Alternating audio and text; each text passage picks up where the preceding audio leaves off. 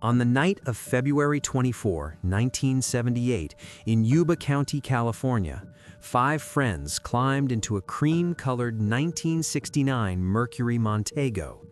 Their plan was simple: drive about 50 miles north to the college town of Chico, watch a basketball game, and come straight home.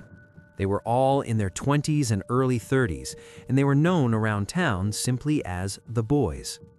Their names were Ted Ware, 32, a gentle giant of a man; Gary Mathias, 25, a musician and Army veteran; Jack Madruga, 30, quiet, protective of his car and also an Army veteran; Bill Sterling, 29, sweet-natured and deeply religious; and Jackie Hewitt, 24, kind, quiet, and Ted's best friend.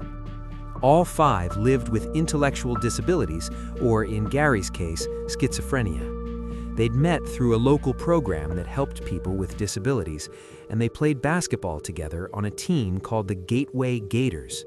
They were looking forward to a Special Olympics tournament the very next day with a prize, a trip to Los Angeles if they won.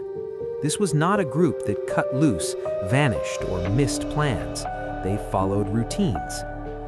That night, after the game, the 5 stopped at a convenience store just before closing time. Security footage or witnesses remember them buying snacks, candy, chocolate milk, little treats for the ride home. It was around 10 p.m. Someone saw them pull away, heading in what seemed like the right direction, south, toward Yuba City and Marysville. But they never arrived. By morning, worried parents were calling police. The men weren't the type to stay out all night. They certainly wouldn't miss their big tournament without a word. A search began along the expected route between Chico and home. Days passed. Then, by sheer luck, a U.S. Forest Service ranger stumbled upon Jack Madruga's Mercury, stuck in a snowbank, miles from anywhere, on a high, lonely dirt road deep in the Plumas National Forest. It was almost 50 to 70 miles off their route at around 4,500 feet in the mountains in the middle of winter. The car was in good working order. It still had gas in the tank. There were maps in the glove compartment. 5 men could easily have pushed it free from the snowbank, but the keys were gone, and there was no sign of the boys, just candy wrappers scattered on the ground. They'd been there, but now they were gone. A massive search followed, but winter storms battered the region. Eventually, the effort had to be scaled back. For months, the question hung over Yuba County: where were Ted, Gary, Jack, Bill, and Jackie? It wasn't until June, when the snow melted, that the heartbreaking answers began to appear. On June 4, visitors to a remote Forest Service trailer found a body inside. It was Ted Ware. He was lying on a bed, neatly wrapped in several blankets, as if someone had tried to keep him warm. The scene inside and around the trailer was haunting. Outside was a locker full of canned food, enough to feed 5 men for months, maybe even a year. There was also a propane heater that could have been turned on for warmth. Inside the trailer were matches, extra clothing, blankets, and supplies. Some of the canned food had been opened with a military-style can opener. Several sea ration meals had been eaten. And yet, Ted Ware had starved. He had lost around 80 to 100 pounds.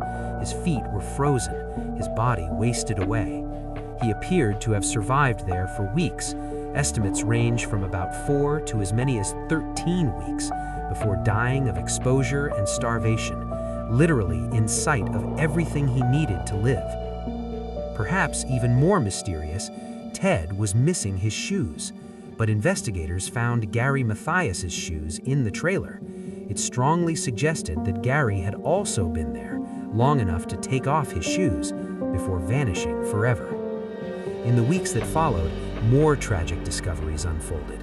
The remains of Bill Sterling and Jack Madruga were found along a road about 3 to 5 miles from where the car had been abandoned. Then, about a mile from the Forest Service trailer, under a bush, Jackie Hewitt's remains were found.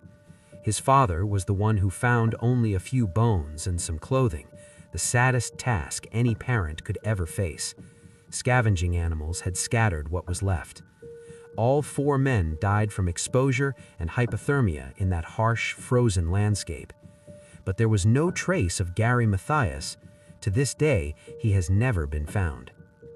Over the years, a few witnesses came forward. One man said his own car had gotten stuck on that same mountain road that night. He remembered hearing voices, seeing headlights, even calling out for help. But his story changed over time, and it's hard to know what really happened. There were also dark rumors, a supposed fight outside the convenience store, a local bully said to have confessed in church, whispers of foul play. But none of those stories were ever proven.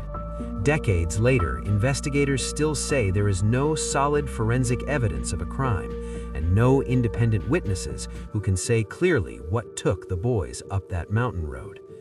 So, why did they go there? That's the question that has haunted Yuba County for nearly 50 years. Jack Madruga was protective of his car. His mother insisted he never would have chosen that route on his own. The group hated the cold and the outdoors, and several of them were afraid of the dark. They had a huge tournament the next day and the chance to win a trip to Los Angeles.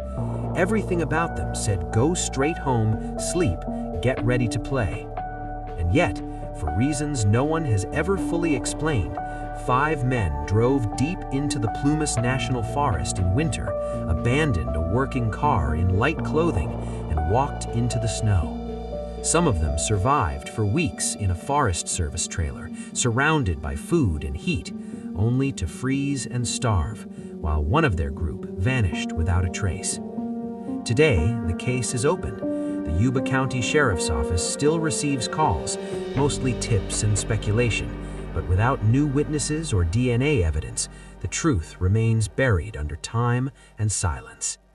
Families grow older, but they still want answers. And the mountains keep the secret.